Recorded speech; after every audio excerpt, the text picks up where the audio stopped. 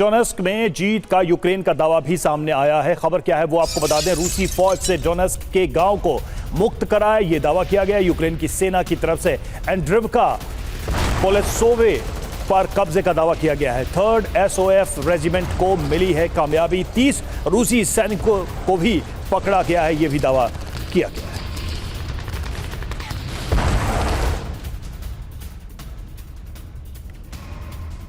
और यूक्रेन के खिलाफ टोटल वॉर की तैयारी में है पुतिन। रूसी इकोनॉमी को युद्ध केंद्रित किया। रूस की जीडीपी का 6% हथियार बनाने में इस्तेमाल होगा। यूक्रेन का ग्लोबल ट्रेड तबाह करने की तैयारी रूस कर रहा है। यूक्रेन की जीडीपी 30% तक कम हुई।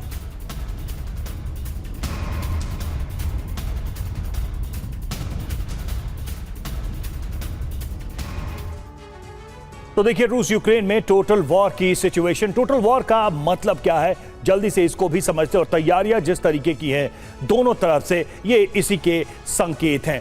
तो टोटल वॉर मतलब सेना के साथ पूरा देश युद्ध का हिस्सा बन जाता है। इसका पहला प्रमाण क्या है? दोनों देशों के निशाने पर अर्थव्यवस्था, एक दूसरे की इकोनॉमी है।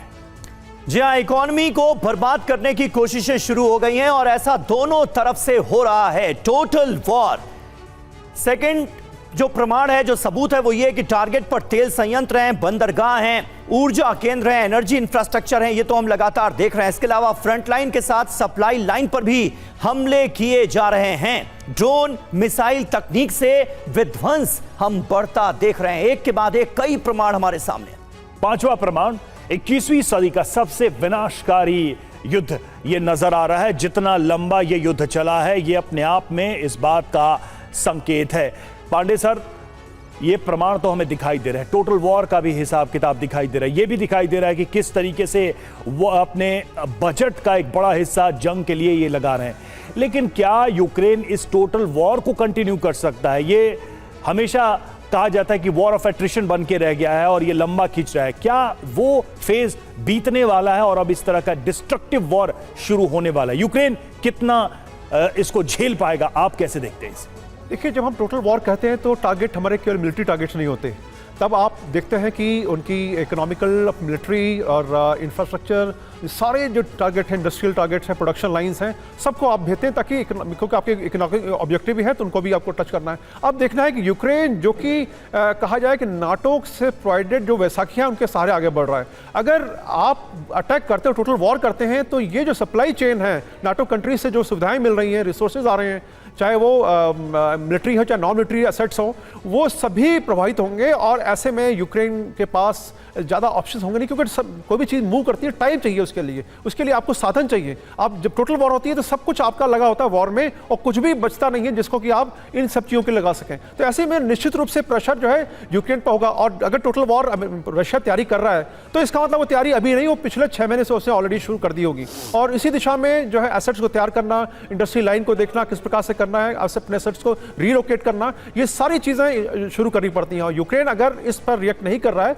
तो निश्चित रूप से यूक्रेन के लिए जो है बहुत मुश्किल हो जाएगा टोटल वॉर का सामना करना। और वर्तमान परिस्थितियों में अगर आज की तारीख में हम देखें तो यूक्रेन के पास ऐसे वेर विदौर नहीं है कि वो टोटल वॉर का सामना कर सके। तो ये एक कहा जा सकता है कि न्यूक्लियर वॉर को न जाके आप टोटल वॉर की कंडीशन में जाते हैं तो निश्चित रूप से रशिया के ऊपर अपर हैंड होगा, क्योंकि उसके पास वो क्षमता है, कैपेबिलिटी है कि वो अभी भी जो है वो यूक्रेन को जो है वो धराशायी कर सकता है। धराशायी करने का मतलब है जो आप उसको ऐसा कर दें कि कम कृतव्य वुंड बना दें ताकि वो कुछ भी वो करने में नाकामयाब रहे। हालांकि हमें पता है कि एयर डिफेंस सिस्टम के लिए वो परेशान है, वो चाह रहा है कि खुद को पैट्रियट मिसाइल इंटरसेप्टर्स उसके बनाए, अमेरिका ने उसकी छूट नहीं दी है। तो ये सब चीजें बताते इंगित करती हैं साफ कि यूक्रेन इसमें प्रेशर में है। उसके पास जो एसेट है वो ये है कि यूक्रेन डेवलपमेंट जो और प्रोडक्शन लाइंस हैं वो बहुत स्ट्रांग है। अमेरिका, ईरान दोनों जो है उससे हेल्प लेने का प्रयास कर रहे हैं। मिडिल ईस्ट कंट्रीज भी उसको अप्रोच कर रही हैं कि वो उनको ड्रोन फैसिलिटीज दें। तो ऐसे हालात में ड्रोन कहां तक आपको, देखिए ड्रोन से आप एक